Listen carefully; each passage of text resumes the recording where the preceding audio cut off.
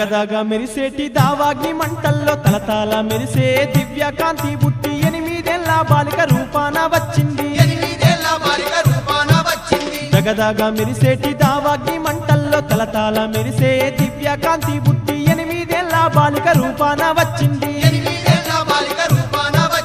అడివి మల్లె పూలు బాలిక తలలోన పెట్టుకొని మాయమ్మ కాళ్ళ గజ్జెలు మోగంగా గల్లు గల్లు అంటూ వచ్చేను. ఆపద మొక్కుల తల్లి గంగమ్మ అభయ స్వరూపిణి గంగమ్మ నీలవడి క్షేత్రాన గంగమ్మ అగ్ని గంగమ్మగా వెలసినాదమ్మ.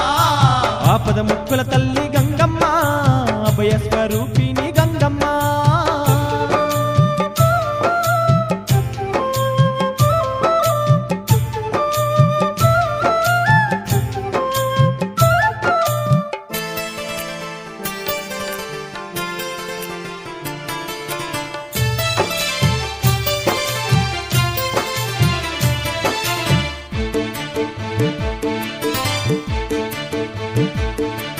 కోటి సూర్యుల కాంతితో బాలిక అపూర్వ శోభిత అమ్మ భవానీ రాజు చెంతకు చేరవచ్చినది.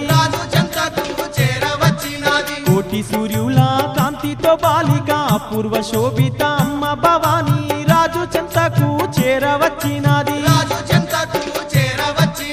రాజును సైన్యాన్ని బాలిక దావాగ్ని నుంచి వెంటనే తన మహిమతోని ఆ దేవి కాపాడినది రాజును.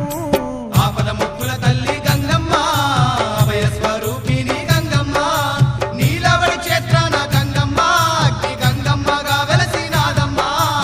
ఆపద ముక్కుల తల్లి గంగమ్మ అభయ స్వరూపిణి గంగమ్మ.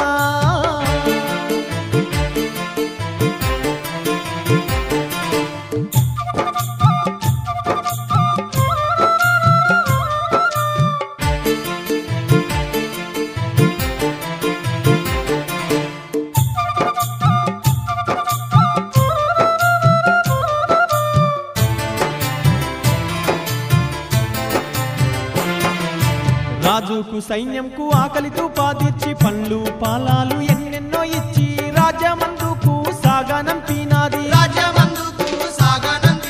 రాజుకు సైన్యంకు ఆకలితో పాదిర్చి పండ్లు పాలాలు ఎన్నెన్నో ఇచ్చి రాజమందుకు సాగనంపినాది. అప్పుడు బాలిక ఓయమ్మ అడవిలోన ఓయమ్మ రాగి చెట్టు మొదలు చేరేను అక్కడనే అదృశ్యమాయెను. ఆపద మొక్కుల తల్లి గంగమ్మ అభయ స్వరూపిణి గంగమ్మ నీలవడి క్షేత్రాన గంగమ్మ అగ్ని గంగమ్మగా వెలసినాదమ్మ. ఆపద ముక్కుల తల్లి